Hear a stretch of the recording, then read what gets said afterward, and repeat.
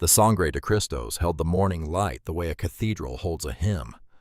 Wide, slow, older than anyone who had ever tried to settle beneath them. Down in the meadow, smoke curled from a single stone chimney. A cedar house, a long porch, 3 brothers working in the yard who looked exactly like one another, identical.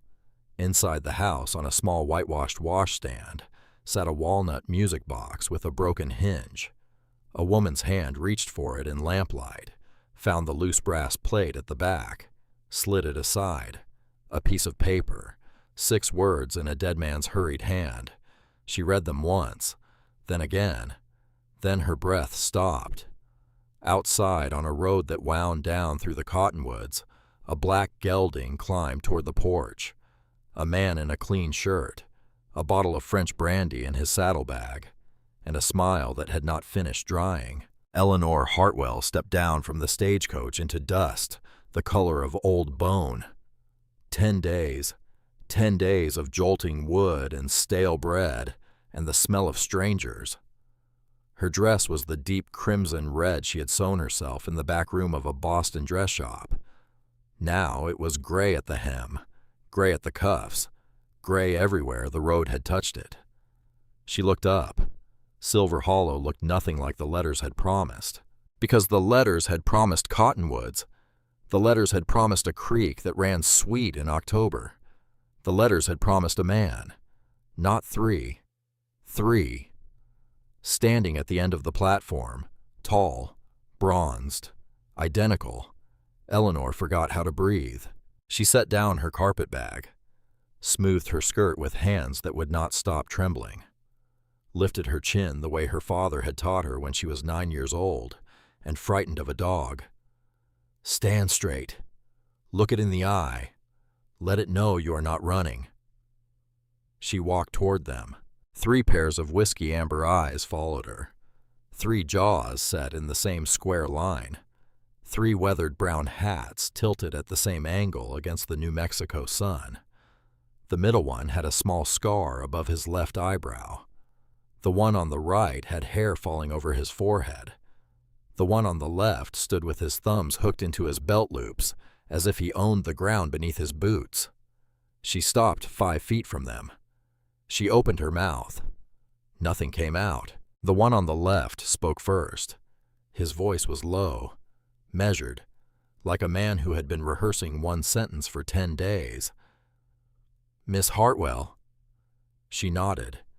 She could not yet trust her voice. "I am Wyatt Calloway." He took off his hat, held it against his chest. "These are my brothers, Silas."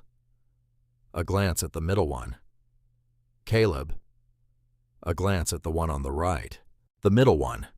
Silas. He was looking at her the way a man looks at something he has been told about for months, but never quite believed. The one on the right. Caleb. He grinned. He had dimples. Of course he had dimples. "Ma'am," Caleb said. Eleanor's throat opened. Just a crack. "There are 3 of you." It came out flat, almost rude.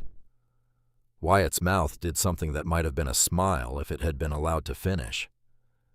"Yes, ma'am, there are." "The letter," she said Wyatt Calloway. "That is me. It did not say there were brothers." "No, ma'am, it did not." She stared at him. He stared back. Silas spoke. The first words she ever heard him say. His voice was quieter than Wyatt's. Deeper somehow, as if it came from a place farther inside. "You are tired, Miss Hartwell. The wagon is over there. We can explain on the road." She turned to look at him, and something in her chest, something old, something she had thought was dead. It moved. Just slightly. Just once. She picked up her carpetbag.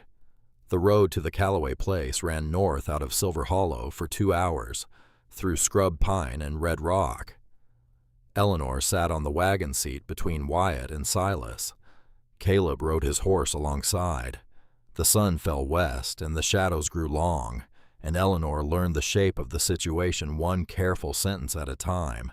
They were triplets, born in this same county. Their father had died in a mine accident when they were 11. Their mother had raised them alone on a piece of land that no one else wanted because it sat too high and the soil was too thin.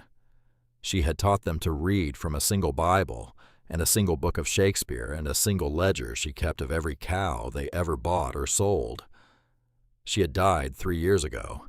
The house had been too quiet ever since. "So one of us said we ought to take a wife," Wyatt said. He did not look at her. He kept his eyes on the team. "For company, for a woman's hand in the house, for children someday." "One of you," Eleanor said. "Yes, ma'am." "Which one?" A pause. Caleb laughed from his horse. "All 3 of us said it at different times, ma'am. We argued about it for half a year. And then we wrote one advertisement together and signed Wyatt's name because he is the oldest by 7 minutes and someone had to sign." Eleanor turned her head slowly to look at Silas. He was watching the road, because she had read those letters until the paper had grown soft at the folds. She knew the rhythm of them. She knew the words. The letter that had spoken of the way the mountains held the morning light. The letter that had described a mother who taught her sons to mend their own clothes. The letter that had asked in a voice so quiet, she had read it 3 times before she understood whether Miss Hartwell knew what it was to be lonely in a city full of people. That letter had not been written by the man who had signed it. She knew now. She knew now, sitting on a wagon seat in the dying October light, with the man who had written it not 3 inches from her left shoulder. She did not say anything. She filed it away like a woman folds linen, smooth, quiet, to be opened later. The house sat on a low ridge above a meadow.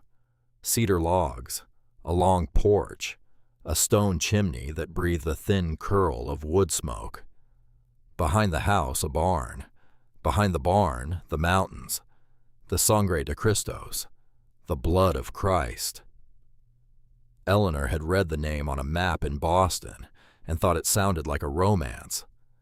Now she saw the way the last of the sun lit the peaks, and she understood the name was older than romance. It was older than anything. Wyatt pulled the team up at the porch. "Welcome home, Miss Hartwell."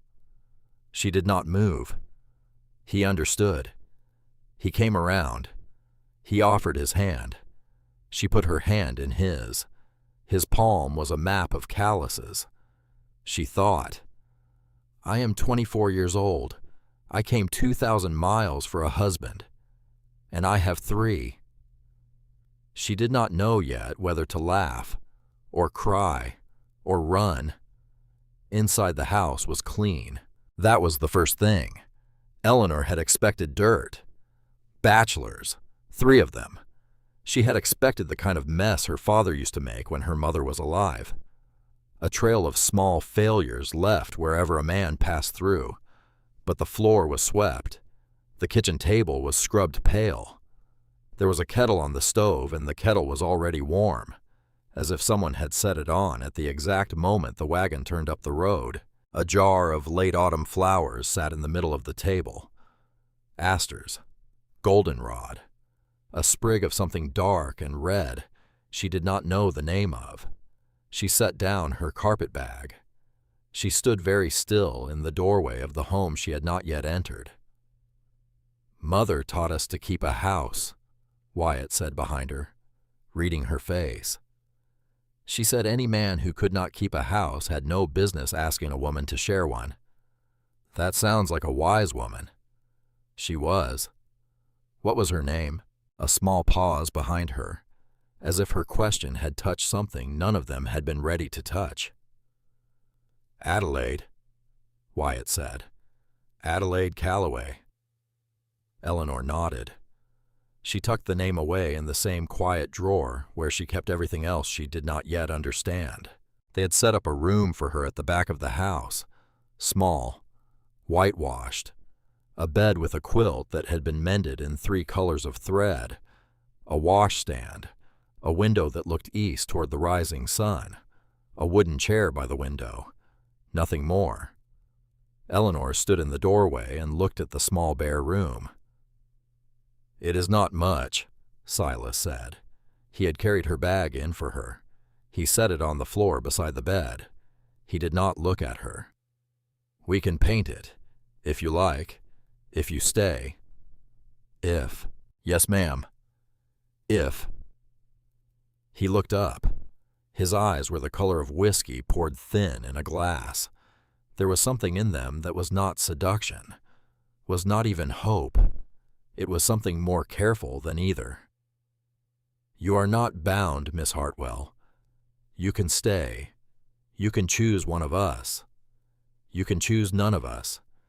You can take a room in town until the pass clears in spring, and we will pay your fare back to Boston. No questions, no price." She stared at him. "You came 2,000 miles, he said. "We will not add the last mile by force." He left the room before she could find anything to say. She closed the door. She sat on the edge of the bed. She pressed her hands against her knees so they would stop shaking. She thought about her father. She thought about Boston. She thought about the funeral 6 months ago and the bank ledger with no money in it, and the way the rooms had grown smaller and smaller until she could not breathe. She had not cried at the funeral. She did not cry now. She unpacked. The first thing she took out of the carpet bag was the music box. It had been her father's, walnut, the size of a slice of bread, a small brass key in the side. He had given it to her on her 9th birthday and told her it had belonged to his own mother before him. The hinge was broken. She set it on the washstand, carefully, as if it could feel her hands. Her own face looked back at her from the small square mirror above the washstand, pale, travel-worn, the blue eyes her mother had given her, the honey-colored hair that had come loose at the temples, a young woman with a tired mouth. She said to the woman in the mirror, quietly, without sound, "There are 3 of them." The woman in the mirror did not have an answer. That night's supper, Caleb cooked. He was a better cook than his brothers, he said, which was a low bar, Wyatt said, and the brothers laughed, and Eleanor watched, and the food was venison stew and biscuits and dried apple cobbler. There was no wine. There was coffee. There was a kind of bashful, careful courtesy between the 4 of them that made Eleanor feel as if she were sitting through her first day at a school where the rules had not yet been explained.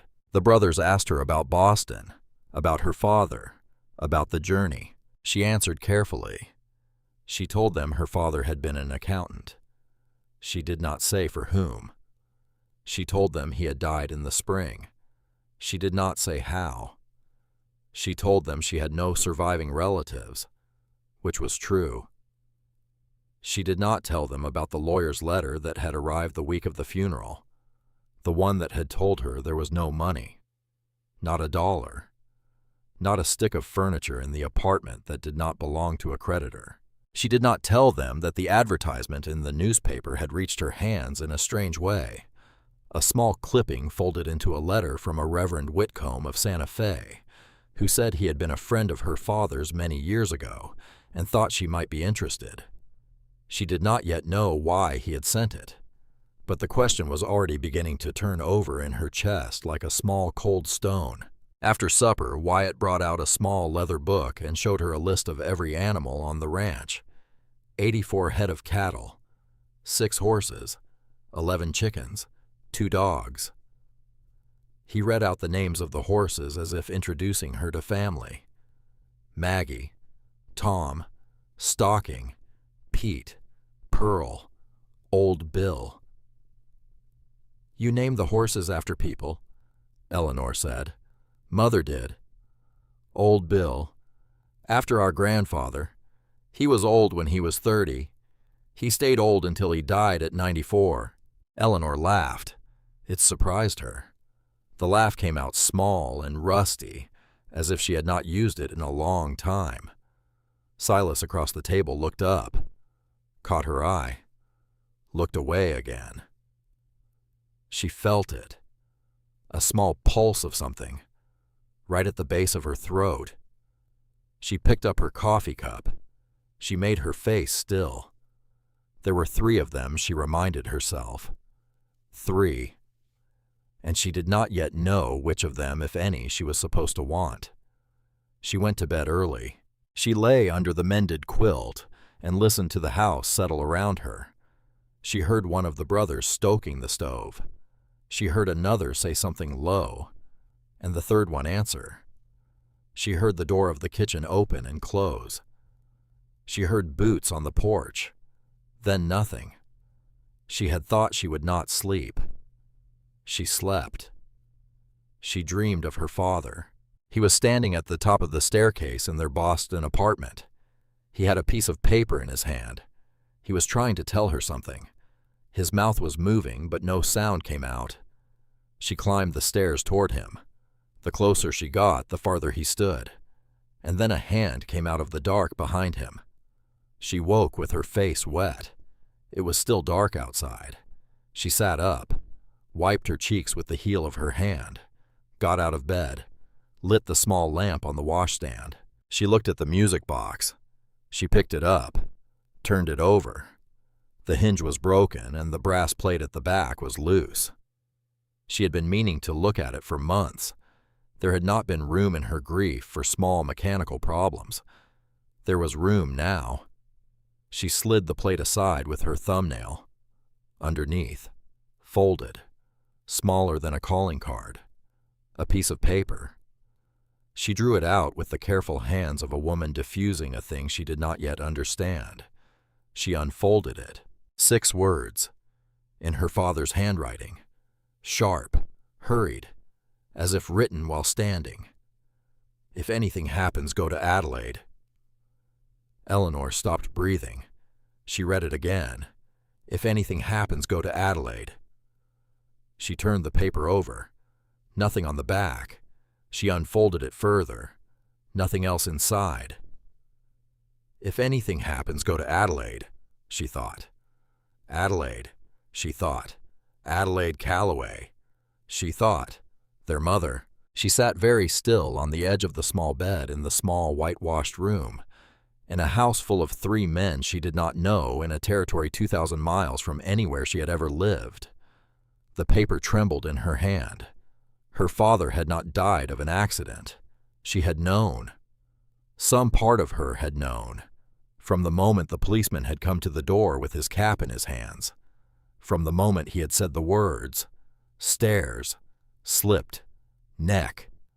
She had known. She just had not had a name for what she knew. She had one now. She folded the paper, put it back behind the brass plate, slid the plate closed, set the music box on the washstand. She blew out the lamp.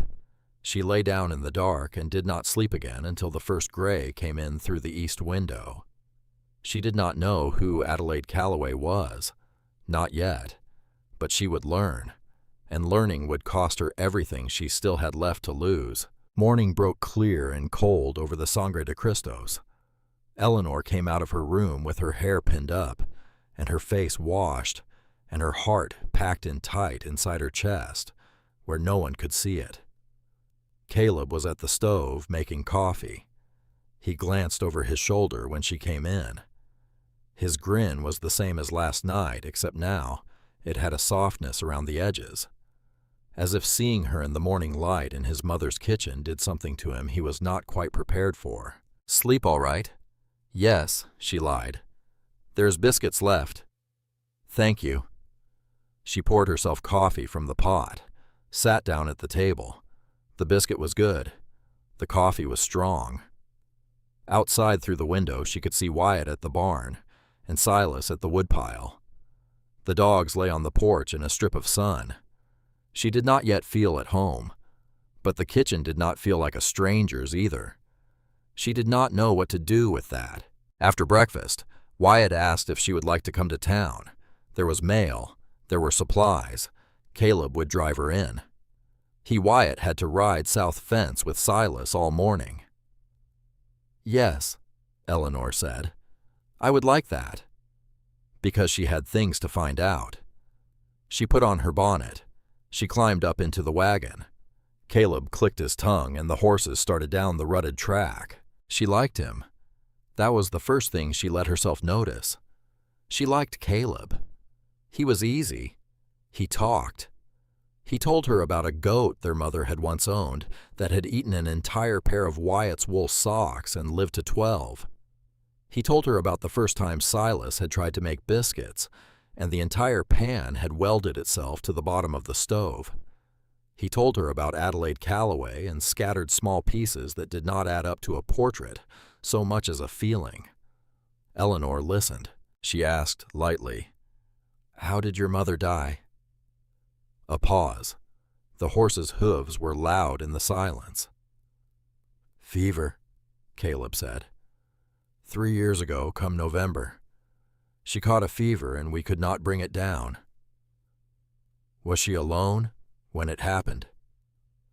A longer pause. "She was up at the old place, the cabin on the ridge. She would go up there sometimes, wanted to be alone. She did not want us to see her sick." "Did anyone find her?" "Silas did."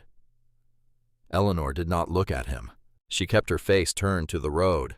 She made her voice as light as she could. "And the fever, the doctor was sure." "There was no doctor, ma'am. By the time we got to her, she was gone." She nodded slowly. She did not push further. She did not yet have the right to.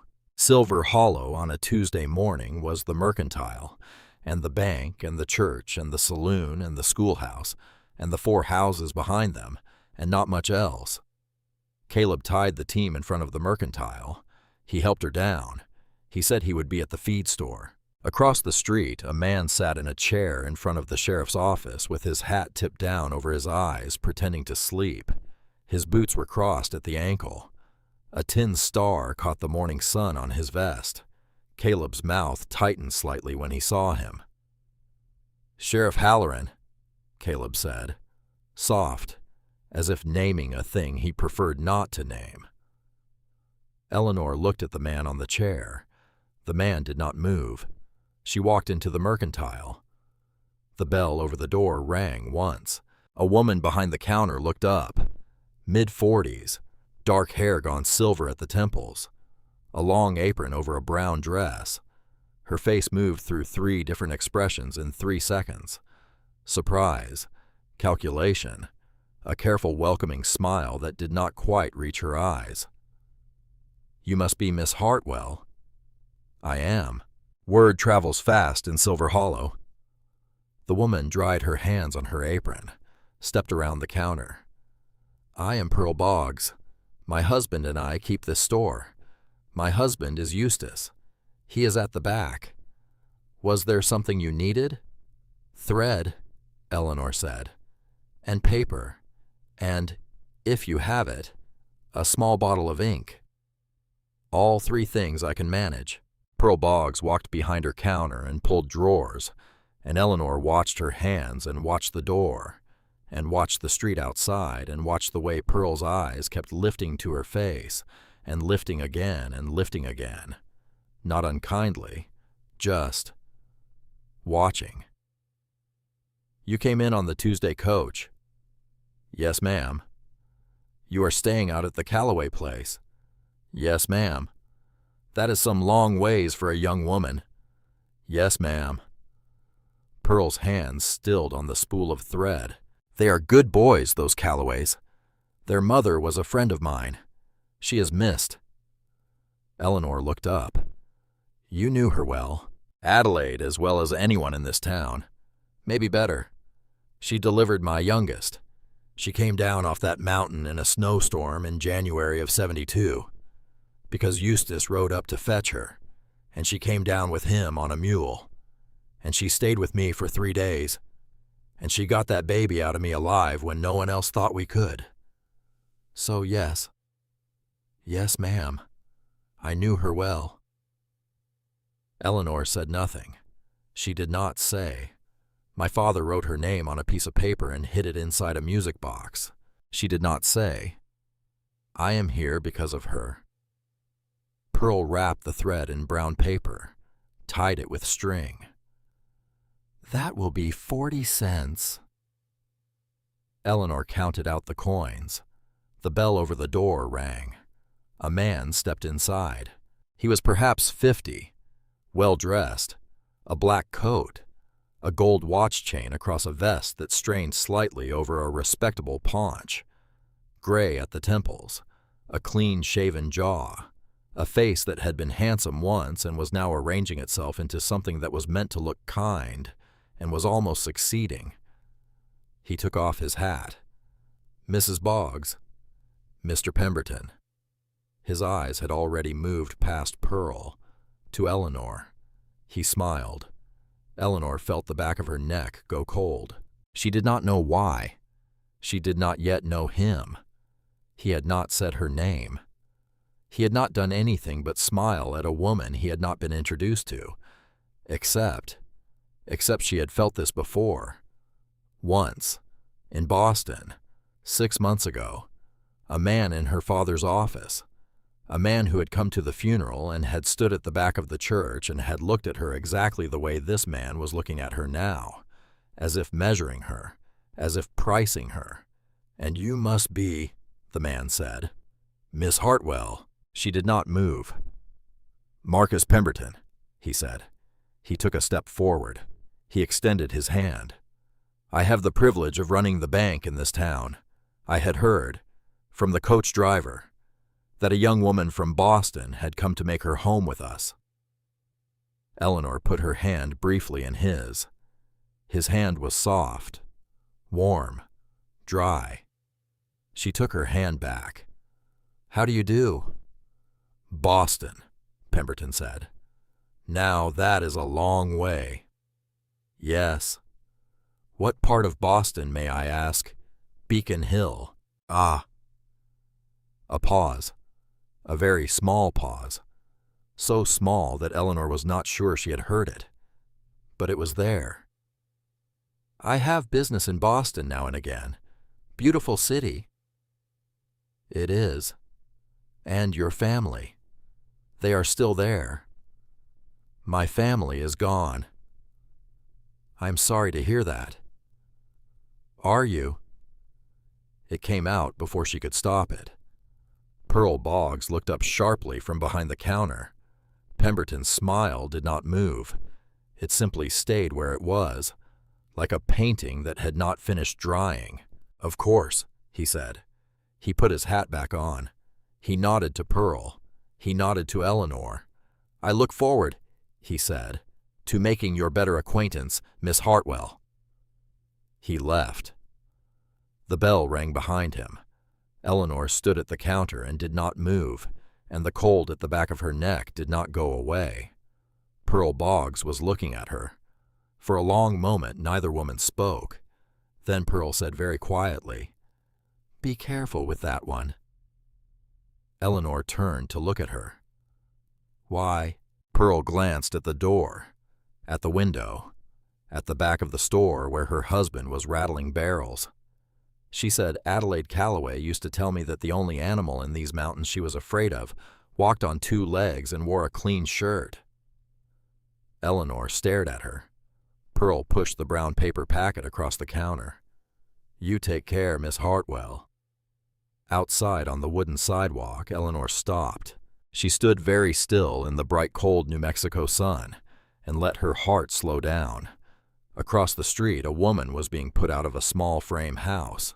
A young woman, 27, maybe 28, a baby on her hip, a boy of perhaps 4 clinging to her skirt. 2 men in shirt sleeves were carrying a chest of drawers out the front door and setting it on the dirt. The woman stood in the dust and did not weep. Her mouth was a flat, hard line. The little boy was crying.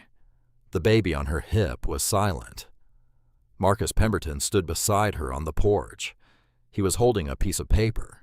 He was speaking to her quietly, reasonably, the way a man speaks to a horse he intends to calm. The young woman did not look at him. She kept her eyes on the chest of drawers in the dirt. Eleanor watched. She watched Pemberton finish saying whatever he was saying. She watched him touch the brim of his hat to the woman. She watched him step down from the porch and walk away up the street with the easy pace of a man going to lunch. Sheriff Halloran tipped his hat to Pemberton from across the street as he passed. Pemberton did not slow down. The young woman picked up the boy. She walked away in the other direction, down the street, into the alley between the saloon and the church, carrying the boy and the baby and nothing else, leaving the chest of drawers behind in the dirt. Eleanor's hands were closed tight around the brown paper packet. She thought of Adelaide Calloway. She thought of the only animal in these mountains who walked on two legs and wore a clean shirt. She thought of her father at the top of the staircase with a piece of paper in his hand. She did not know how those three things connected, but she knew. The way a woman knows weather coming, she knew. She walked back to where Caleb had tied the wagon. She climbed up onto the seat herself before he could come help her. She set the brown paper packet on her lap. She kept her face composed. Caleb came out of the feed store with a sack of grain on his shoulder. He saw her face. The grin came down a notch. "Everything all right, ma'am?" "Yes," she said. "You sure?" "Caleb." "Ma'am." Who was the young woman in the house across from the mercantile, the one being put out? May Sutton. Why? Her husband died last spring. He had a note at the bank. She has not been able to pay it. Mr. Pemberton has been... Caleb's mouth did something hard around the words. Patient, so he says. "Where will she go?" "I do not know, ma'am." Eleanor looked straight ahead at the team. She said slowly, "Caleb, did your mother have a note at the bank when she died?" He looked at her. He looked at her for a long moment. Then he said, "Yes, ma'am, she did. The bank tried to take the place. Wyatt had to sell 200 acres of our best bottomland to clear it. We have been climbing back ever since." He swung the grain into the wagon bed. He climbed up beside her. He picked up the reins. He said more quietly than she had ever heard him speak, "Why are you asking, Miss Hartwell?" Eleanor watched the dust rise in front of them as he clicked the team into motion. "No reason," she said, but her hand in the folds of her crimson skirt had closed around the small folded paper in the hidden pocket, the one with 6 words in her father's hurried hand. "If anything happens, go to Adelaide." The pocket where she had moved it this morning. The pocket where she would keep it now. That night, Marcus Pemberton came to call. He arrived on horseback an hour before sundown, a handsome black gelding, a new-looking coat, a bottle of something in his saddlebag that turned out to be French brandy. He took off his hat at the porch and asked Wyatt whether he might pay his respects to Miss Hartwell. Wyatt looked at him for a long second. Wyatt said, "Miss Hartwell, there is a Mr. Pemberton on the porch. He is asking for you. You decide." Eleanor came out of the kitchen with her hands still damp from the dishwater. She did not take off her apron. She stood in the doorway. She said, "Mr. Pemberton." "Miss Hartwell, may I have a moment of your time?" She looked past him. Caleb was watching from the barn door. Silas was on the porch already. He had come from somewhere. He stood 10 feet away with his arms crossed, and his eyes on Pemberton, and his whole body still in a way that was not stillness so much as readiness. Eleanor stepped out onto the porch. "You have a moment, sir." "Miss Hartwell, forgive my forwardness. I have come plainly to make a proposal." Eleanor did not move. She said, "A proposal." "Of marriage. Yes, ma'am." The wind moved a little in the cottonwoods. Silas 10 feet away did not move at all. Pemberton smiled the smile that had not finished drying.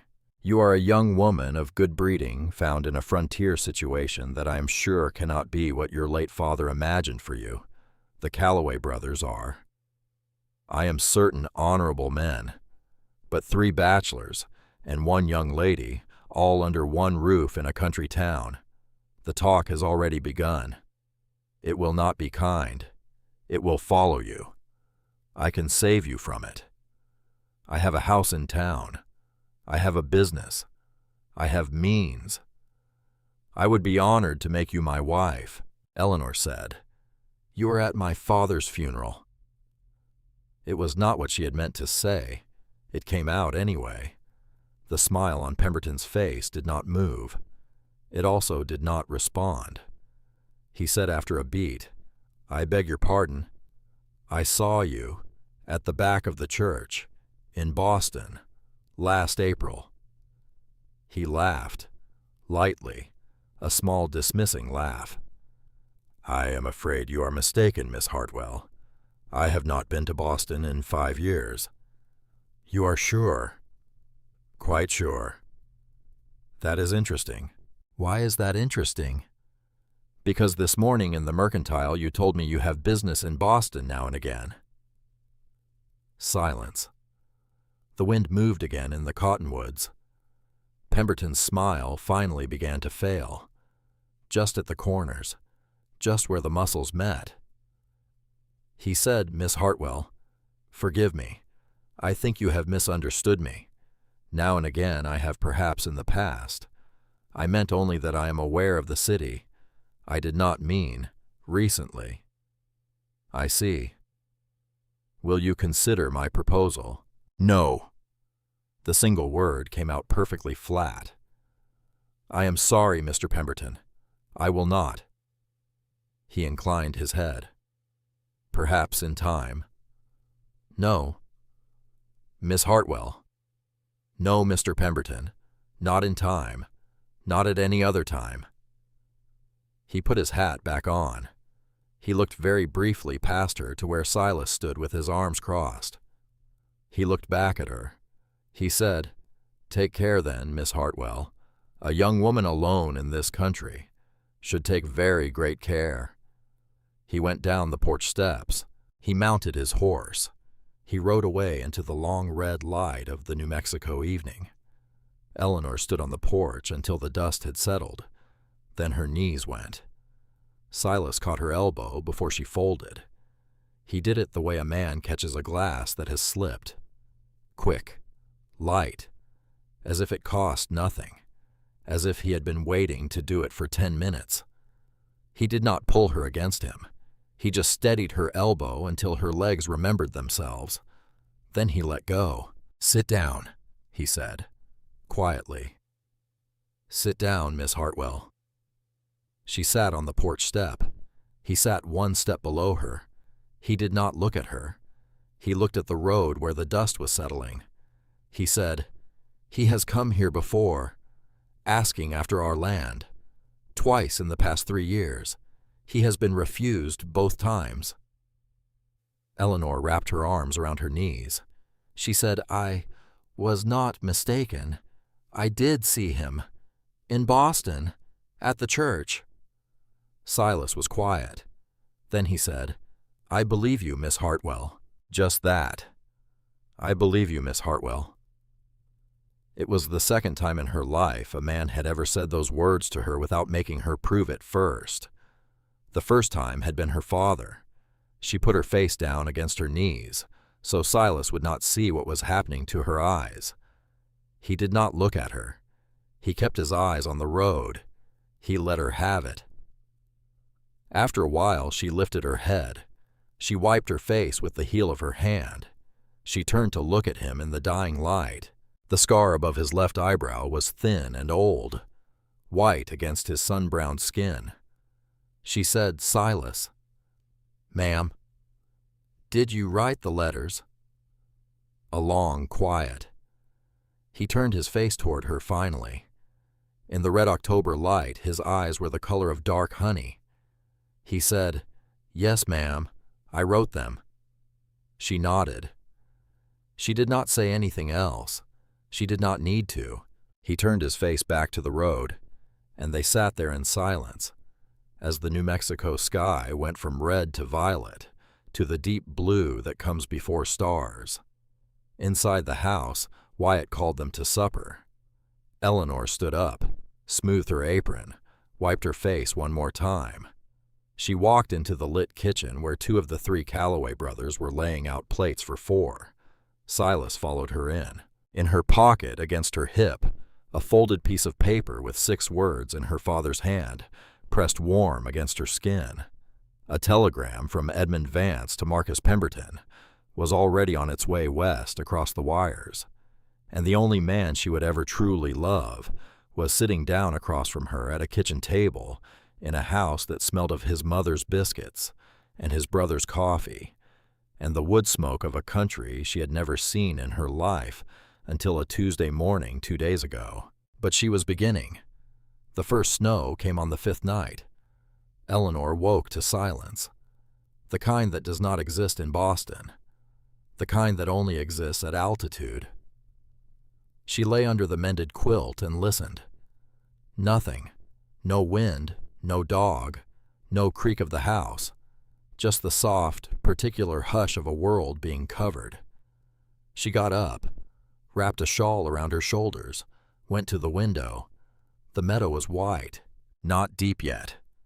An inch, 2, just enough to put a clean white sheet over everything Marcus Pemberton had stirred up in her chest, just enough to remind her that she was no longer in a place where she could walk to a hired carriage and leave. The pass would close soon. She would be here until spring. She pressed her palm against the cold glass. She thought. So. Then she got dressed. By the 8th morning, Eleanor had learned the smell of the house, wood smoke, coffee, the cedar of the rafters, the faint dry smell of the hay in the loft above the barn that drifted in through the kitchen window when the wind came from the south, Silas's saddle soap, Caleb's leather gloves on the back of the chair by the door, the bay rum Wyatt used once a week when he shaved. She knew the brothers apart now, even from behind. Wyatt walked with his shoulders set square, as if he were carrying something invisible across them. Caleb walked the way a young dog walks, loose, untroubled, as if every floorboard were a friend. Silas walked the way a man walks at night through a room full of sleeping children, quiet, careful, watching where his weight came down. She knew their voices through walls. She knew which brother was lighting the stove at 4 a.m. by the rhythm of the kindling. She did not know yet what she felt. She knew only that she was watching them. And one of them, the middle one, the one with the scar above his eyebrow, the one who had written the letters. He was watching her. He did not stare. He did not linger. He just saw her. And when he saw her, he looked away. Wyatt taught her to shoot on the 9th day. He set up a row of tin cans on the top rail of the corral fence. He handed her a small Colt revolver with a wooden grip worn smooth by his mother's hand. This was hers, he said. Eleanor looked at it, lying in her palm, heavier than she had expected. She would want you to have it, while you are here. You sound like a man who is not sure I will stay. Wyatt did not answer that. He just said both hands, like this, sight along the top, take a breath, let half of it out, squeeze, do not pull. She missed the first 3 cans by a foot. She hit the 4th. The can went off the rail in a clean spin, and Wyatt did not whoop or congratulate her. He just nodded once, the way a man nods to himself when a thing is going as he expected. Again, he said. She fired again. She missed. She fired again. She hit. By the time the cylinder was empty, her wrists were trembling, and her ears were ringing, and there was a smell of black powder in her hair that would not come out for 2 days, but she had hit 4 cans out of 6. Wyatt said, "Tomorrow we do it again." She handed him back the Colt. He pushed it gently back into her hand. "It is yours, Miss Hartwell, while you are here." She closed her fingers around the grip. She did not say anything. Caleb taught her to ride 3 days later. There was a mare named Pearl who had a sweet mouth and a slow trot, and a habit of looking back over her shoulder as if checking on her passenger. Caleb walked alongside Eleanor for the first hour. Then he mounted his own horse. Then he rode beside her up the meadow to the tree line. Then back. He talked the whole way. He told her stories about his mother, about the time Adelaide had broken her wrist, setting a snare, and had splinted it herself with 2 pieces of pine, and kept working, about the way she sang in church, even though her singing voice was, in Caleb's words, an act of moderate violence against music, about the way she had cried for 2 days when their old dog Hank had died, and then on the 3rd day had gone outside, washed her face in the horse trough, and gone back to work. Eleanor listened. She felt the bay mare moving under her. She felt herself relax into the rhythm, and she thought, "This is the brother who is wooing me. This is the one who would have me. He brings me hot coffee in the morning. He saves me the last biscuit.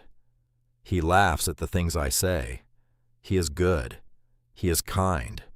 He is 24 hours of pure sunlight in human form, and I do not, quite, want him." The thought made her ashamed. She tucked it away with the rest. Silas taught her to read tracts on the 17th day.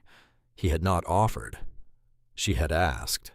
She had watched him for a week, going out at dawn with a rifle on his shoulder, coming back at dusk with a brace of grouse or a young deer, or once terrifyingly, with a mountain lion across the saddle behind him. She had watched the brothers field dress the lion in the barn, and had watched Silas's hands do the work with a kind of regret that was different from anything she had ever seen in a man. She said on the morning of the 17th day, "Silas, will you take me out with you? Just once. I want to see." He looked at her. He did not say no. He did not say yes. He just nodded. "In an hour," he said. "Wear the wool stockings and the boots Wyatt gave you, not the city ones." They went out at the first gray. The snow was deeper now, 6 inches at the house, more at the tree line. The world was the color of bone and pearl, and one streak of dirty pink in the eastern sky.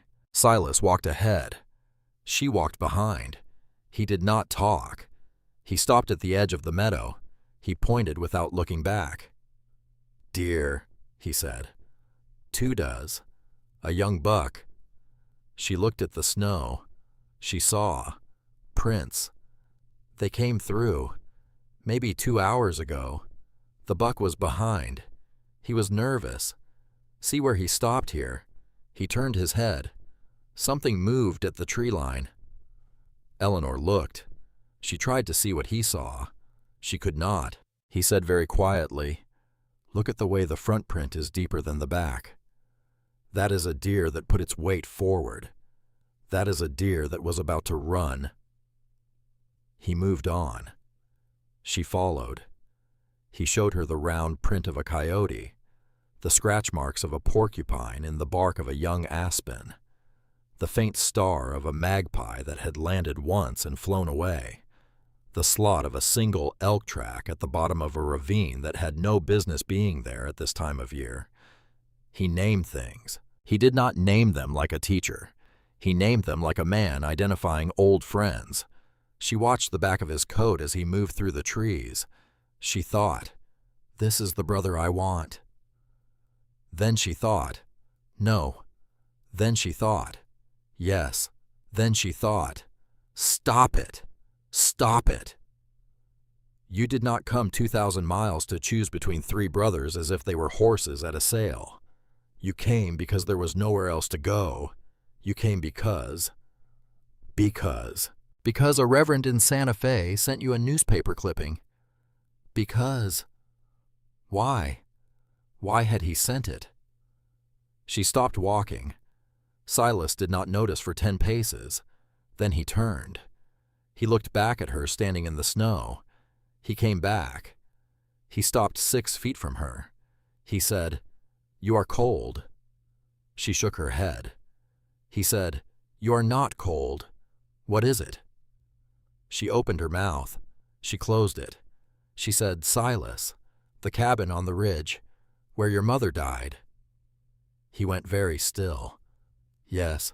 "Has anyone been up there since?" "No." "Why?" He looked at the snow between them. He said, "Because the door is sealed. Because Wyatt and I went up the spring after she passed. We carried out what we could. We left the rest. We were not ready to. Touch it. The rest." "Could I see it?" He looked up. He looked at her for a long moment. He said, "Why?" She had her lie ready.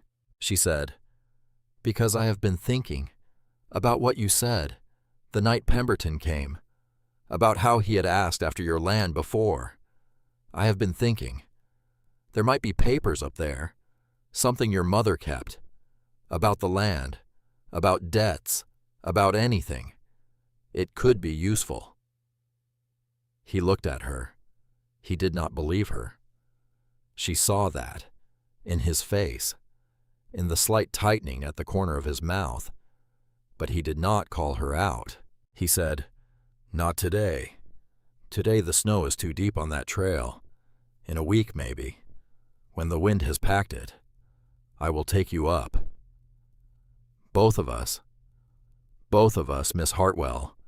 I am not letting you go up there alone." She nodded. They walked back down through the trees in silence. Eleanor went into town with Caleb on a Saturday. She had hoped to see Pearl Boggs. Pearl Boggs was not in the mercantile that morning. Eustace was. He was a tall, narrow man with a long white mustache and pale watery eyes, and hands that had once been beautiful and were now stained with the work of 40 years behind a wooden counter. He nodded to her. He said his wife was at home with a sick neighbor. He sold her 3 yards of unbleached muslin and a tin of black tea and a packet of pins. Then he leaned across the counter. He said very quietly, "My wife told me to give you something, if you came in alone." Eleanor's hands went still on the brown paper packet. "What is it?" He reached under the counter. He drew out a small, folded square of paper. He pressed it into her palm. He closed her fingers around it. "Do not open it here," he said. "Read it tonight. Mr. Boggs, my wife was a friend of Adelaide Calloway. So was I.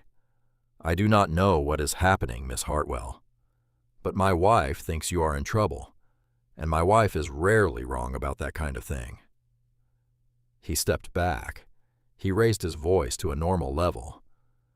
"Will there be anything else today, ma'am?" "No," Eleanor said. "Thank you. That will be all." She walked out of the mercantile with the small folded square hot in her palm. Caleb was across the street loading flour into the wagon. A man in a black coat was just leaving the door of the bank. Marcus Pemberton tipped his hat to her. He did not smile this time. That night she read it in her room by lamplight. 3 sentences in a careful schoolteacher hand. The first sentence said, "Adelaide came to me in October of '75 and asked me to keep a parcel for her. I have it still. It is sealed." The second sentence said, "She told me if anything ever happened to her, I was to deliver it to her sons. But then her sons grew up, and I did not know how to give it to them without breaking their hearts a second time, so I kept it." The third sentence said, "If you are the young woman she was waiting for, then come to me alone any Tuesday morning before church. I will give it to you, and you will know what to do." The note was unsigned. Eleanor read it 3 times. She folded it. She put it inside the music box with her father's note. She blew out the lamp. She lay in the dark and stared at the ceiling she could not see. The young woman she was waiting for. What young woman? What? She had to wait 6 days for Tuesday. She lived through them with the polite mask of a houseguest. She washed dishes. She helped Caleb mend a torn shirt. She sat in the parlor in the evening and read aloud from a book of Tennyson, while the brothers worked at small things by the lamp. Wyatt cleaned a rifle. Caleb whittled a peg for a chair. Silas sat in the corner with a piece of soft pine and a small knife carving something she could not see. On the 3rd evening, she said, looking up from the book, "What are you making, Silas?" He did not look at her. "Nothing yet." "It looks like something." "It is not finished." "When will it be finished?" He looked up. Their eyes met across the lamplit room. He said, "When it is." Wyatt, on the other side of the fireplace, made a sound that was not quite a laugh. Caleb on the rug did not look up at all. Eleanor went back to her book. She read 3 more pages of Tennyson aloud, and did not understand a single word of any of them. On the 5th day, a horseman came up the road. Wyatt saw him first from the barn. He came out into the yard with his rifle slung loose at his hip. Not raised, not threatening, just visible. The horseman was alone, wearing a buffalo coat, riding a tired sorrel. He stopped at the edge of the yard. He took off his hat. He said, "I am looking for Miss Eleanor Hartwell." Eleanor was at the porch by then. She came down the steps. She stopped 6 feet from the horseman. "I am Miss Hartwell." "Ma'am, I have a telegram. From Boston. The agent in Santa Fe paid me to carry it the last 40 miles. He thought it might be urgent." He held out a yellow envelope. She took it. Her hand did not shake. That was the part she would remember later. Her hand did not shake. The horseman touched his hat, wheeled the sorrel, started back down the road. Eleanor stood in the yard with the envelope. Wyatt walked up to her. He did not ask. He just stood beside her. Caleb came out of the barn. Silas came around the corner of the house. The 3 of them stood with her and waited. She opened the envelope. The telegram was 4 lines. "Miss Hartwell, pursuant to your father's affairs, new information has come to light. I urge you to contact me at once. The matter cannot be discussed by wire. I remain your servant." It was signed, T. Bartlett, attorney at law. Boston. Eleanor stared at it. She did not know any T. Bartlett. Her father's lawyer had been a man named Hollister. Hollister had told her there was nothing.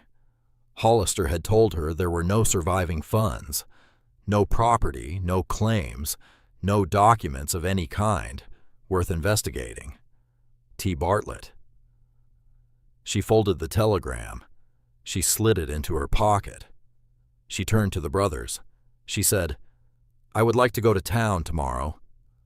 Wyatt said, "Tomorrow is Tuesday." "Yes." "You went 2 days ago." "I would like to go again." Wyatt looked at her. He looked at his brothers. He looked back at her. He said, "Caleb will drive you." She said, "I would like to drive myself." There was a silence. Then Silas said very quietly, "I will go with her." "Silas." "Wyatt. She is not a prisoner. She wants to go alone. I will not crowd her. I will sit in the saloon and wait. She has her business. She can have it." Wyatt looked at Silas. Wyatt looked at Eleanor. He said, "Fine. Take the small wagon. Be back before dark." She nodded. Tuesday morning was cold and bright. Silas drove her to town. He did not speak. She did not speak. The wagon wheels crunched on a thin layer of frozen snow, and the breath of the team made small clouds in the still air. He let her off in front of the church. He said, I will be at the saloon. You come when you are done." She nodded. She walked up the wooden steps of the church and pushed the door open. The Boggs house was the small white frame house behind the church.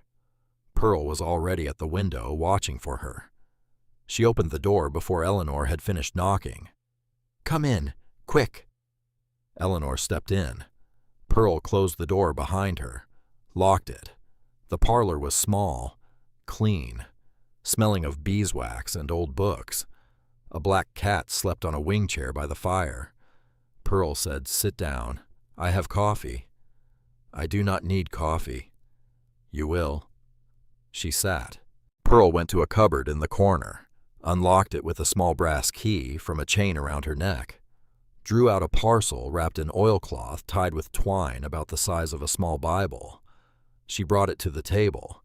She set it down between them. She sat down across from Eleanor. She said, "Adelaide brought this to me one night in October of '75, about 2 weeks before she took ill. She knocked on my back door after dark. She would not come in. She handed me this parcel through the door. She said, 'Pearl, I am going up to the cabin tomorrow. I do not expect anything to happen, but if it does, I want you to keep this until you can give it to my sons, or until a young woman comes through this town from the east named Hartwell, whichever comes first.'" Eleanor closed her eyes. Pearl said, "I asked her what she meant. She said, 'Pearl, the less you know, the safer you are.' I asked her if she was being threatened. She said, 'Not yet, but I have been. Stupid. And the man I have been stupid with is a small one. And small men with a little power do small, ugly things. And I do not want my boys hurt by what I have set in motion.'" Eleanor opened her eyes. She stared at the oilcloth parcel. She said, "She used the word stupid." "Yes." "She did not say what she meant." "No." "Did you? Have a guess." Pearl looked at her for a long moment. Pearl said, "I had a guess. I still do. I think Adelaide Calloway figured out that Marcus Pemberton was working with someone outside this territory. Someone with money. Someone who was buying up small ranches whose owners had gone bust. I think she had been writing letters. I think she had been asking questions. I think someone in town told Pemberton she was asking questions. And I think that is why Adelaide Calloway died of a fever that none of us ever saw coming. And I think that is why a young woman named Hartwell from Boston is sitting at my kitchen table right now." Eleanor put her hands flat on the table. She did not pick up the parcel. She said, "My father was an accountant in Boston. I never knew who his client was. He was secretive about it. He worked from a small office on State Street. He died last April, of a fall, down a staircase in our building.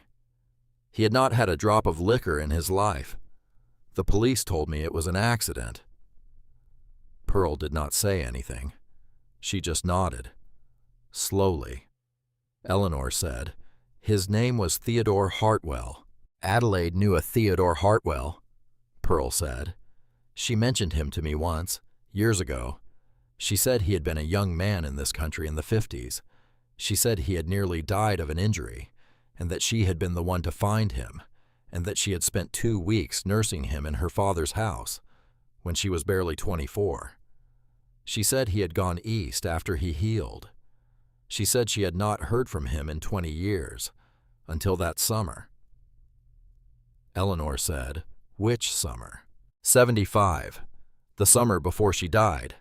She said, "Pearl, I had a letter today from a man I have not seen in 20 years. He is asking me very strange questions about land out here."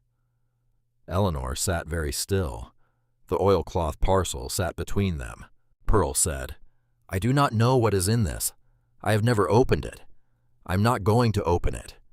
It belongs to you and to the Calloway boys. You will decide what to do with it. But you will do it carefully, Miss Hartwell, because the man who killed Adelaide is still in this town, And the man who killed your father is somewhere in Boston, and I think they are the same hand, working in two places at once." Eleanor picked up the parcel. It was lighter than it looked. She put it inside her coat. She buttoned the coat. She stood up. She said, "Thank you, Mrs. Boggs." Pearl Boggs stood up too. She came around the table. She put her hands on Eleanor's shoulders. She said, "Be careful with those boys." Eleanor said, "Which one?" Pearl Boggs almost smiled. She said, "All three, but especially the middle one. He has loved you since the day he wrote the second letter." Eleanor walked out of the white frame house. She walked past the church. She crossed the dirt main street of Silver Hollow with her hand pressed against the parcel inside her coat. Silas was sitting on a bench in front of the saloon. He was not drinking. He had a cup of coffee in his hand, and he was watching the door of the church. He stood up when he saw her. He saw her face. He did not ask anything. He just walked to the wagon. He helped her up. He climbed up beside her. He picked up the reins. He did not speak until they had cleared the last buildings of town and were headed back into the open country. Then he said, "Eleanor." It was the first time he had used her given name. She looked at him. He said, "Whatever it is, I am with you. You do not have to tell me yet. But when you do, I am with you." Her shoulders moved once, just once. Then they stilled. She had cried twice in the last 3 weeks. Once on the night she found her father's note. Once on the porch the night Pemberton had come.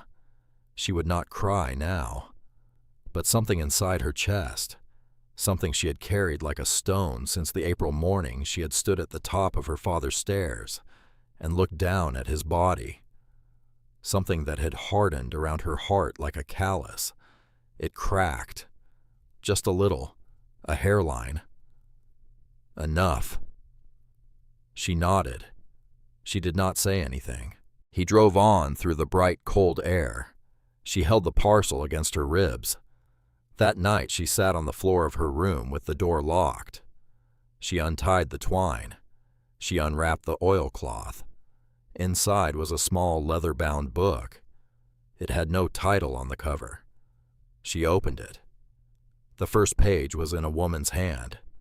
Strong, slanting. The hand of a woman who had learned to write on a slate and had never stopped writing the same way for 50 years.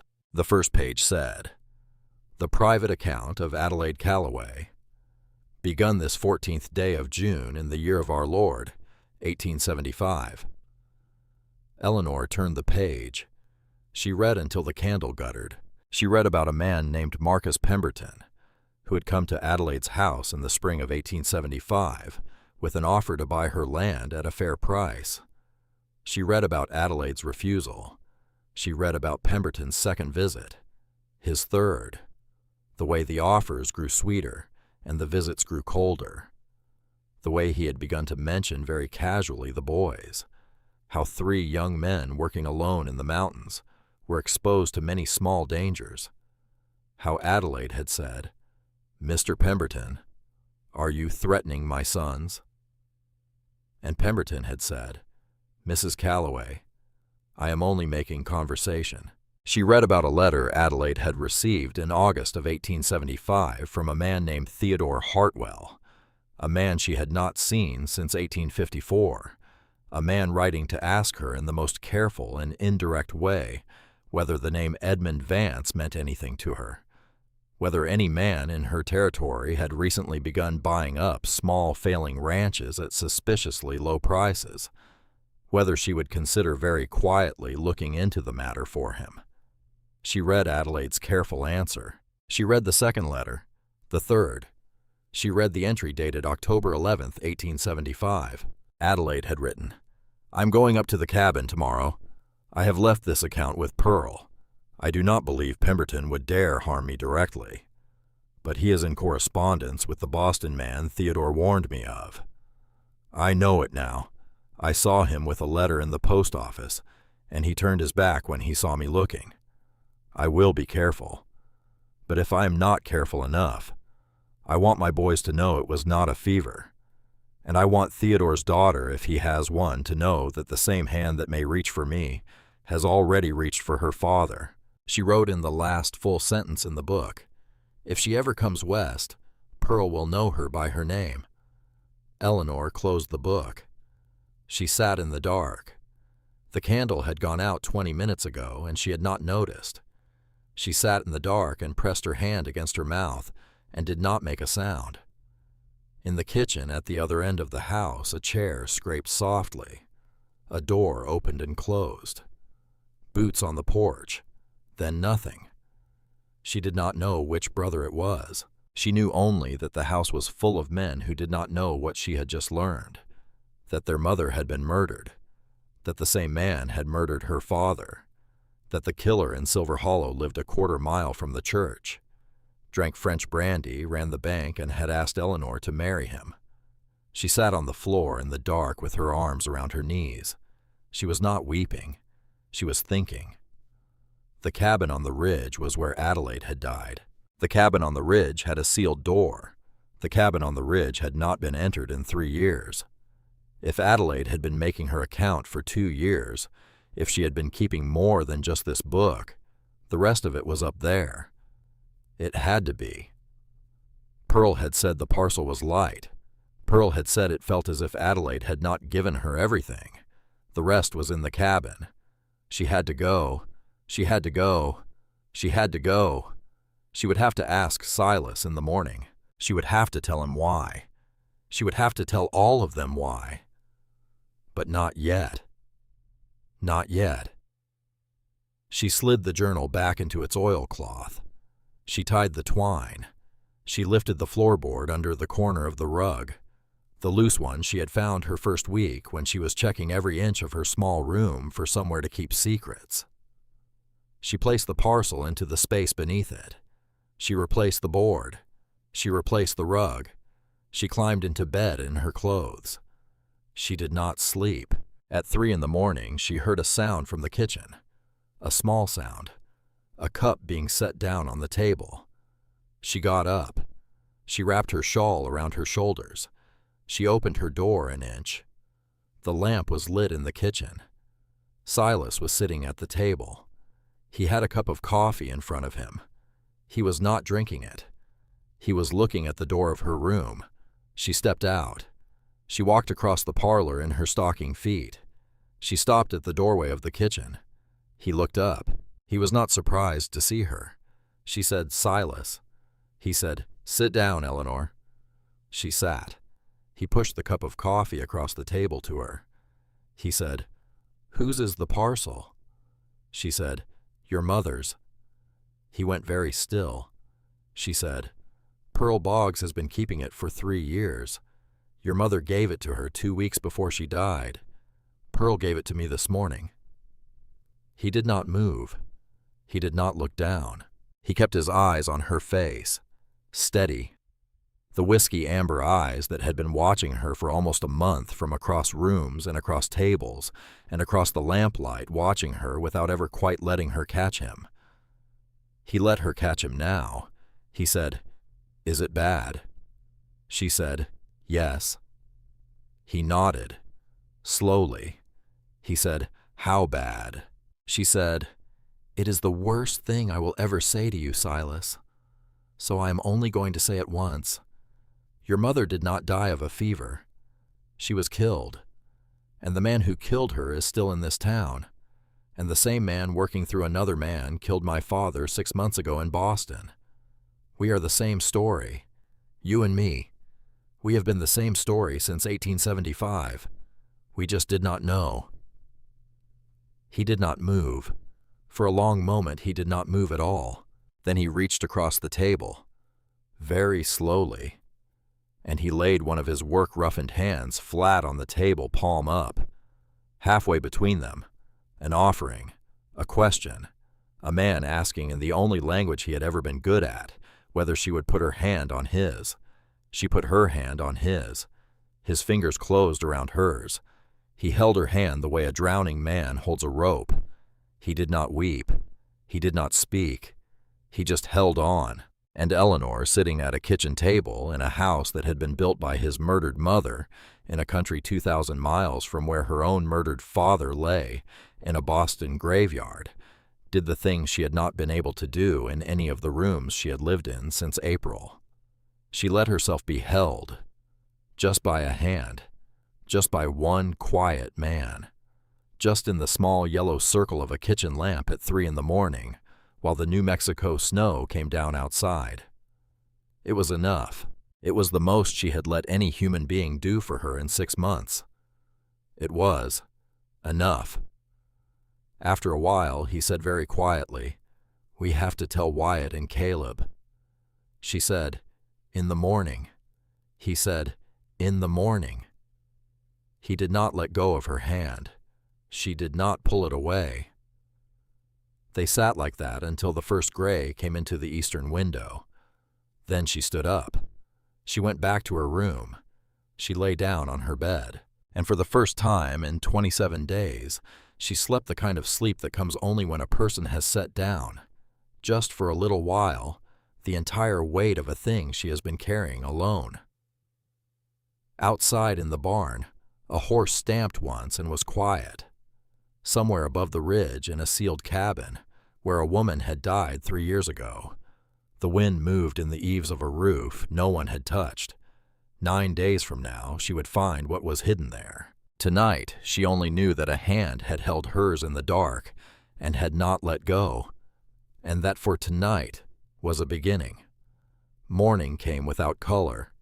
The sky had gone gray in the night, and stayed gray, the kind of gray that meant more snow before sundown.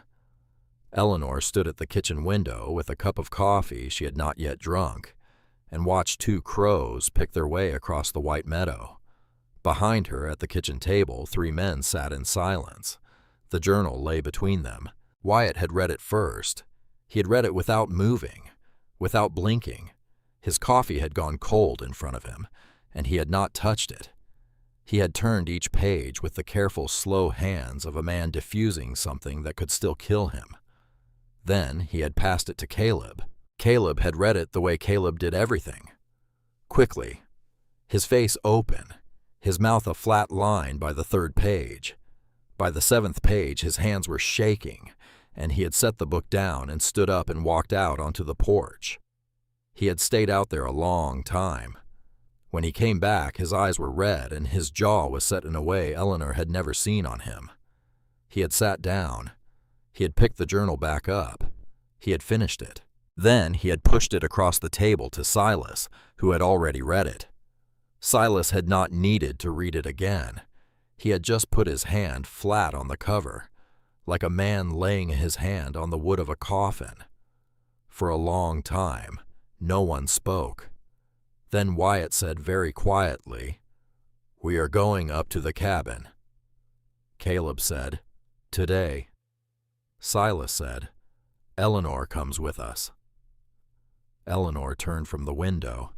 She said, "Yes." That was the whole conversation.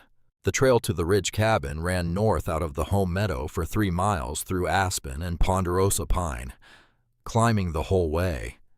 The snow was a foot deep in the open and lighter under the trees, where the wind had not laid it down.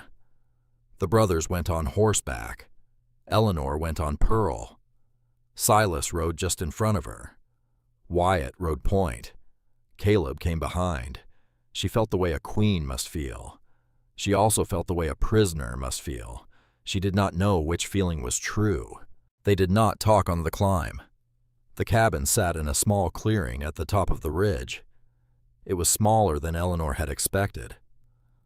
1 room, a stone chimney, a door that had been nailed shut with 3 boards across it. The boards were weathered gray. They had been put there 3 years ago. Wyatt dismounted. He took an axe from his saddle. He stood for a long moment in front of the door. Caleb dismounted, came up beside him, put a hand on his shoulder.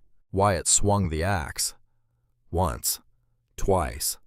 The first board came loose. The second, the third. He set the axe down. He pulled the door open. The smell that came out was not what Eleanor had expected. She had braced for death, for decay, for the small private griefs a body leaves behind it. There was none of that. There was only the dry, cold smell of 3 years of stillness, of a stove gone cold, of a kettle gone empty, of a quilt folded once and never refolded. Wyatt walked in first, then Caleb, then Silas, then Eleanor. The cabin was one room, a bed in the corner, a small stove, a table with 2 chairs, a shelf of books, a window with cloth curtains the color of old butter, a braided rug on the floor in front of the hearth. Adelaide's reading glasses were still on the table. A cup with a cracked handle sat beside them. The 3 brothers stood in the middle of the floor. They did not move. For a moment, Eleanor was afraid they were going to break apart right there, that she had brought them up here and they would not survive it, that she would have to gather these 3 grown men in her arms like children and somehow get them back down the mountain. But Wyatt drew a long, slow breath through his nose. He said, "She kept her papers in the floor, under the hearthstone. She told us once, when we were boys, she said, 'If anyone ever burns this place down, the floor is what saves your inheritance.'" He walked to the hearth. He knelt. He felt along the edge of the largest flat stone in front of the firebox. His fingers found a seam. He pried. The stone lifted. Underneath, in a hollow lined with oilcloth, was an iron strongbox the size of a small Bible. A second oilcloth bundle, thicker than the journal Pearl had given Eleanor, and a sealed envelope with a name written across the front in Adelaide's slanting hand. The name on the envelope was Theodore Hartwell, or to his daughter. Eleanor's knees went. Silas was beside her. She had not seen him move. He had her elbow before she folded. "Sit down," he said. "Sit down, Eleanor." She sat down on the floor of the cabin with her back against the leg of the table. Wyatt brought the envelope. He knelt in front of her. He held it out. He said, "It is yours." She took it. It was thicker than a letter. There was something inside besides paper. She opened it. A long, folded sheet, pages, and a small object, the weight of a coin, wrapped in a scrap of silk. She unwrapped the silk first. Inside was a gold ring, a man's ring, a simple band with a small flat square of carnelian set into it, worn at the edges, the kind of ring a young man might be given on his 21st birthday and might wear for the rest of his life. Her father's ring, the ring he had not been wearing when they brought him home, the ring that had been missing from his hand on the day of his funeral. Eleanor closed her fingers around the ring. She held it against her sternum. She did not breathe. Then she breathed. She unfolded the pages. Adelaide had written this last, 2 days before she had gone up the ridge for the final time. The hand was tireder than the hand in the journal, the letters slightly larger, the sentences shorter. As if she had known she did not have long. She had written, "If you are reading this and you are Theodore's daughter, you must already know much of what I will tell you. You must already know that your father was a young man in this country in the spring of 1854, and that he was thrown from a horse on the Santa Fe Trail, and that my father and I took him into our wagon and kept him alive for 14 days while his fever broke. You must already know that we wrote to each other for 2 years after he went east, and then stopped. You must already know that when a letter from him came to my door in June of 1875, it was the first letter I had had from him in 21 years. You must know also what was in that letter. He had taken work as the private accountant of a man named Edmund Vance. He had begun to suspect that Vance was acquiring failing ranches throughout the Western Territories by means that included forged deeds, fraudulent foreclosures, and the occasional disappearance of unwilling owners. Theodore did not yet have proof, but he had begun to keep his own ledger in his own hand of every transaction he could trace. He wrote to me because Vance had recently begun to express interest in the New Mexico territory. He wrote to me because he wanted to know whether anything strange had begun to happen here. I did not know yet. I learned soon enough. In August, Marcus Pemberton came to me with his first offer. Eleanor lowered the pages. She looked up. The three brothers were watching her. She said very steadily, "She wrote it all down. Everything. Names, dates, amounts. There is a separate ledger. In the strong box. My father's copy. He sent it to her in pieces over the year by registered mail, in case Vance ever searched his office. She kept it for him, so that if anything happened to him, the proof would survive." She let out a small, terrible laugh. He was right. Something did happen to him, and the proof did survive. Silas said, "How much of it is here?" Eleanor said, "Enough." She let the pages settle in her lap. "Enough to hang Marcus Pemberton. Enough to hang Edmund Vance. Enough to break every name on every fraudulent deed Vance has filed in the last 5 years. My father documented all of it. Your mother kept all of it. And now we have all of it." Wyatt said, "What do we do?" Eleanor said, "We send for the United States Marshal in Santa Fe." Caleb said, "How?" She was standing in his kitchen, wet through her coat gone, her hair running water onto the floor, her dress ruined for the evening and possibly beyond, and she was looking back at him with the direct, steady quality that he was beginning to understand was simply the way Eleanor Harper looked at everything, without pretense or deflection, as if the world was something to be seen clearly rather than interpreted safely. He set Clara down carefully and went to the linen shelf in the hallway and came back with the large blanket that was kept there and placed it around Eleanor's shoulders. He did not make ceremony of it. He simply put it there. "You should warm up," he said.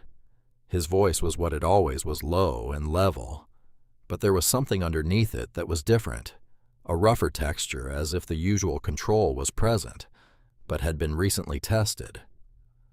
"I will stay with her the rest of the night." She was surprised by it. So was he from the look of it. He just said, "Stay alive, sister. I will be back." Then he was gone. Caleb and Silas stayed behind to work the place as if nothing were wrong. Caleb fed cattle. Silas split wood. They did not go to town. They did not vary their routines. They did not let it show on their faces that anything in the world had changed. It was the longest week of Eleanor's life. She helped with the chores. She rode Pearl out into the home pasture every afternoon with the small colt at her hip. She slept badly. She woke at every sound. On the 4th night, she dreamed of her father at the top of the staircase again. This time, when she climbed toward him, he did not retreat. This time, he reached down and pressed something into her palm. She woke with her hand closed tight on nothing. She opened it. There was nothing in it. Then she remembered the ring on the table beside her bed. She put it on her thumb. It fit her thumb. She wore it from then on. On the 7th day, Wyatt came home.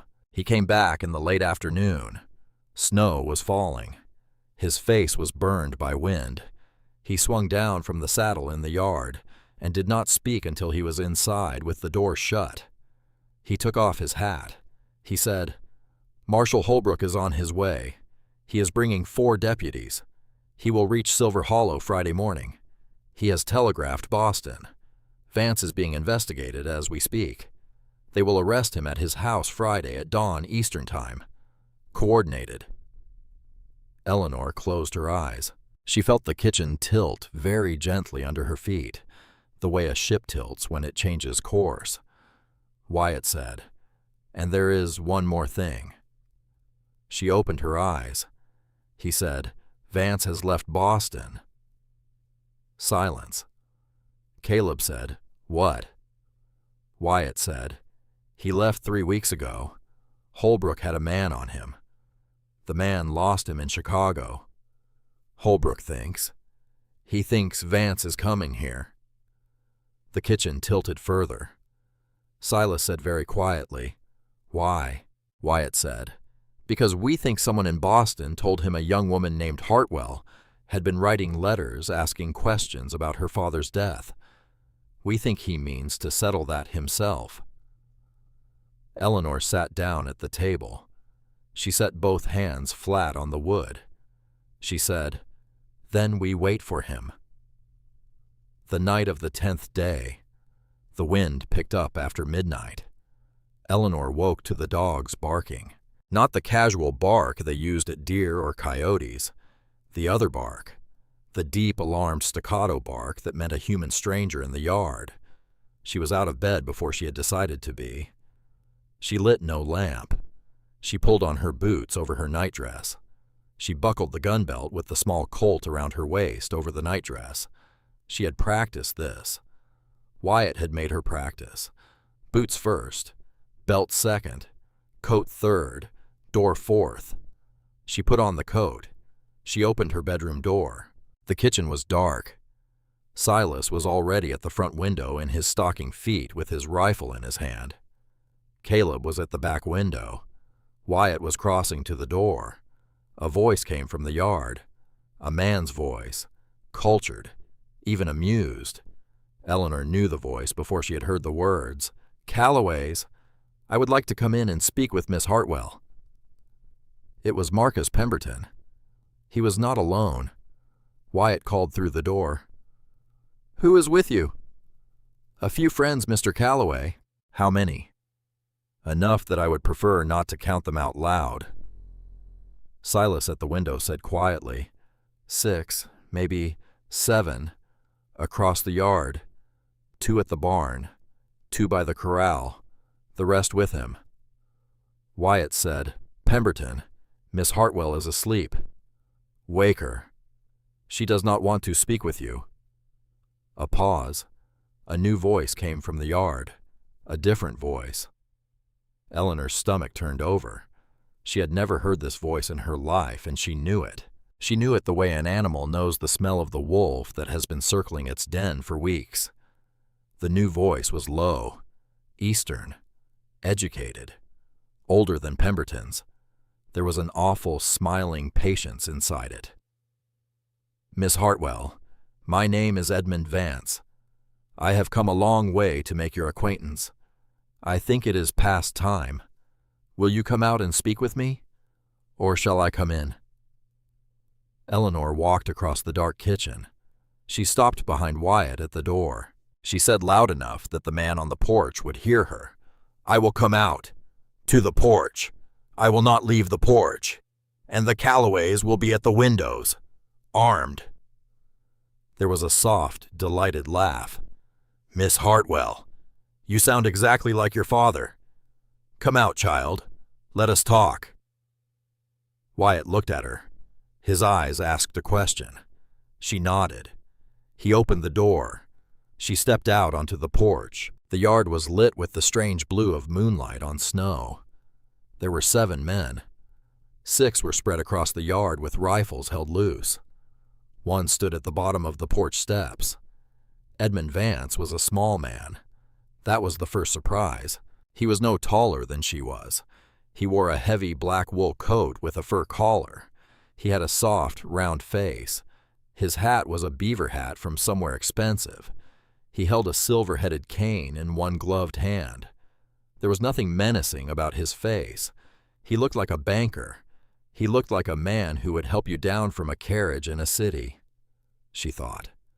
He killed my father with those soft hands. He smiled at her. "You have his eyes," he said. "Theodore had those exact eyes. He used them to read my books. For 10 years. I never noticed how clear they were until it was too late." Eleanor said, "What do you want?" He said, "I want very little. I want the journals." "There are no journals." "Miss Hartwell, please. Marcus has been watching your house for 6 weeks. He saw 4 people ride to a sealed cabin in the snow 10 days ago and come back with a strongbox. We are not going to play games. Give me the journals, and I will leave. And then I will leave. And then nothing else happens to anyone. A small pause, a very small pause, the kind of pause that told Eleanor everything she needed to know. He said, "And then I will leave Miss Hartwell." She said, "No." She said it the same way she had said no to Pemberton on the porch 6 weeks ago. Flat. Final. Vance's smile did not move. Pemberton behind him in the snow made a small, impatient gesture. Vance said, "Miss Hartwell, there are 7 of us. There are 4 of you counting the woman. I do not wish to be unkind." Eleanor said, "There are 5 of us." Vance said, "I beg your pardon." She said, "There are 3 Calloways, and there is me. And then there is the United States Marshal, who has been camped a quarter-mile down the road since yesterday afternoon, with 4 deputies, waiting for you to arrive." The smile finally moved. It did not fall. It just slipped. A fraction. Pemberton in the snow behind Vance said, "She is lying." Eleanor said, "Am I?" A figure moved at the edge of the moonlit yard, a tall figure on a horse. The horse stepped quietly out from behind the barn. The rider raised one hand. Then a second figure stepped out from behind the haystack. Then a third from the cottonwoods. Then a fourth from the spring house. Then a fifth from the porch roof above Eleanor's head, where he had been lying flat in the dark for 2 hours. All 5 had rifles. All 5 rifles were leveled. A voice came from the rider on the horse. "United States Marshal, every man in this yard set his weapon in the snow. Now." There was one long, terrible heartbeat. Eleanor felt Pemberton begin to move. Felt rather than saw. The way an animal feels the air change before the strike. His hand went to his belt. She drew. She was not thinking. She was not aiming. She had practiced this draw 300 times since Wyatt had put the Colt in her hand, and her body remembered what her mind could not. The pistol came up. 2 hands. Sight along the top. Breath. Half out. She squeezed. She did not pull. Pemberton's pistol left his hand. He howled. He went to his knees, clutching his right hand. She had hit the gun, not the man. The wooden grip. The pistol spun off into the snow. Vance had not moved. The 7 men in the yard had not moved. 5 rifles were still leveled. Vance looked at Eleanor.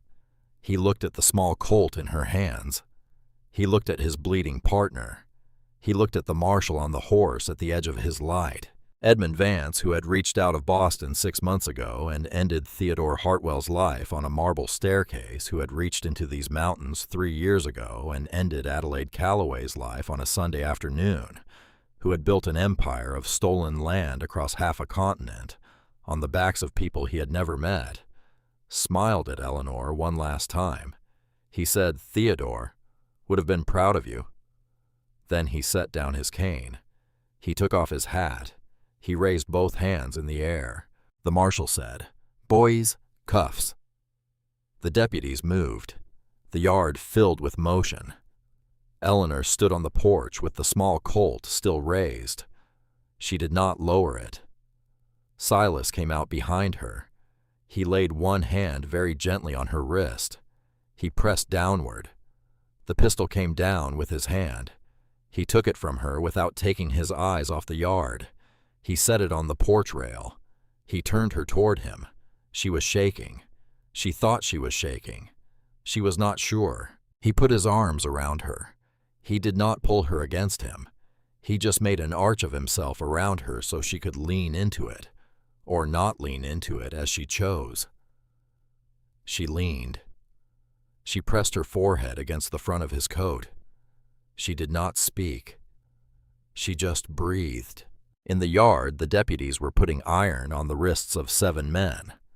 Pemberton last because they had to bandage his hand first. Pemberton was sitting in the snow holding his bleeding hand and weeping the small, ugly weeping of a man who has just realized that nothing he loved was ever real. Vance stood quietly with his hands behind him while a young deputy fastened the cuffs, and another collected his cane and his hat. He did not protest. He did not look at Eleanor again.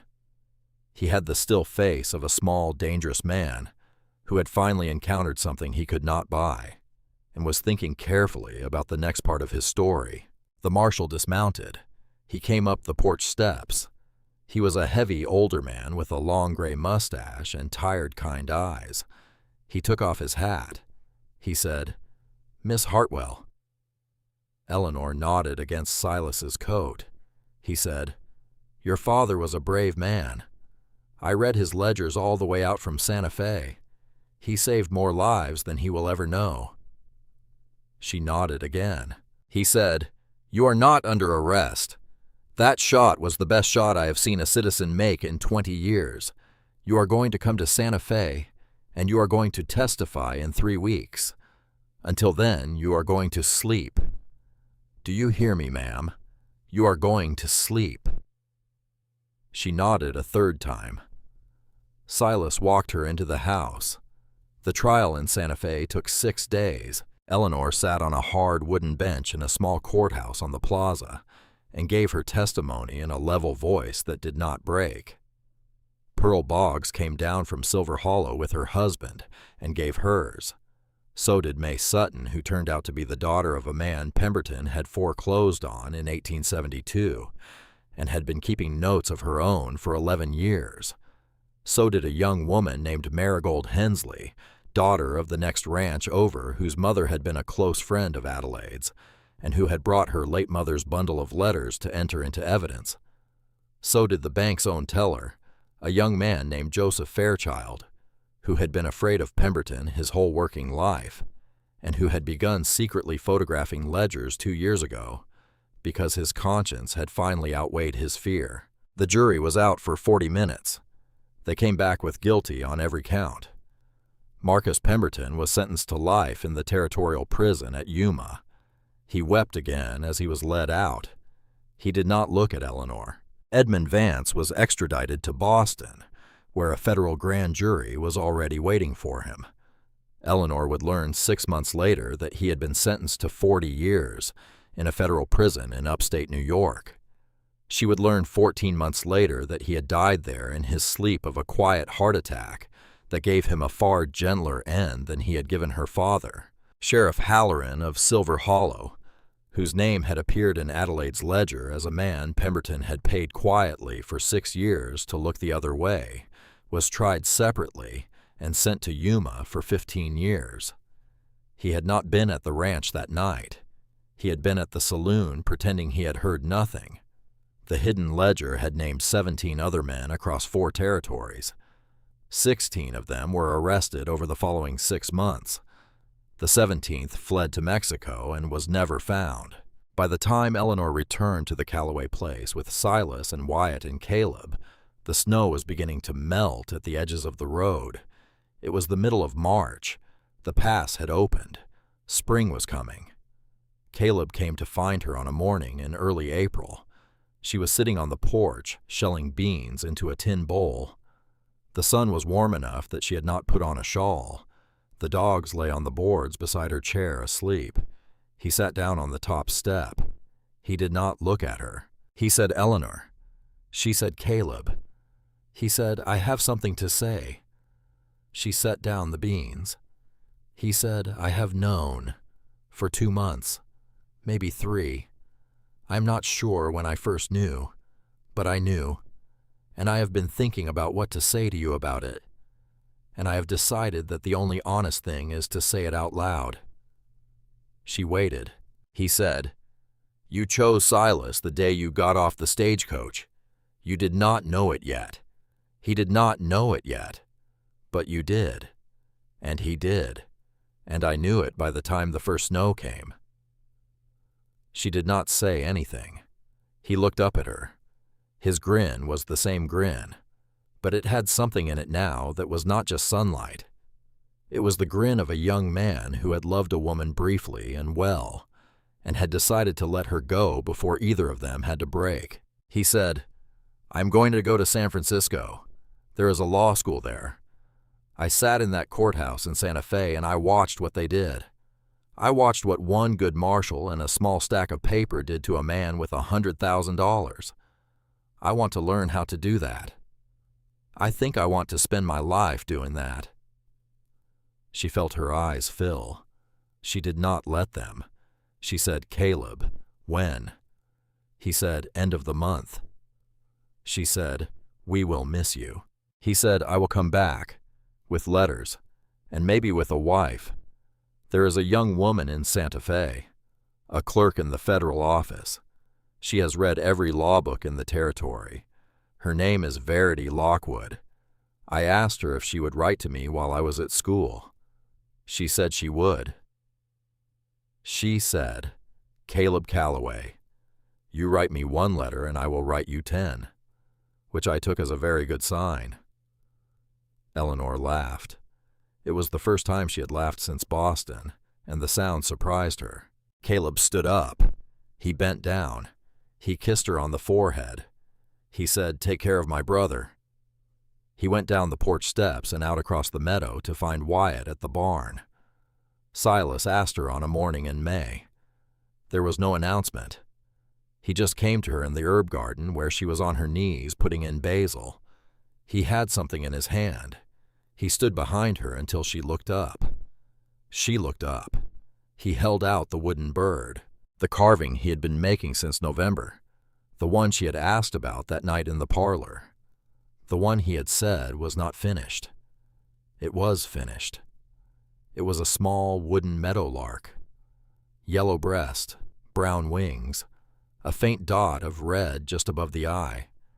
The detail in the feathers was so fine, it looked like a real bird that had simply stopped moving for a moment. Around its neck was a tiny ribbon of white silk, no wider than a thread, tied in a small, careful bow. He said, "I did not ask because you needed rescuing, Eleanor. You did not. You rescued yourself, and me, and my brothers, and half the territory. I ask because I would like to sit with you, every day, for the rest of my life, if you will sit with me." She took the bird in both hands. She held it like a thing more precious than gold. She did not stand up.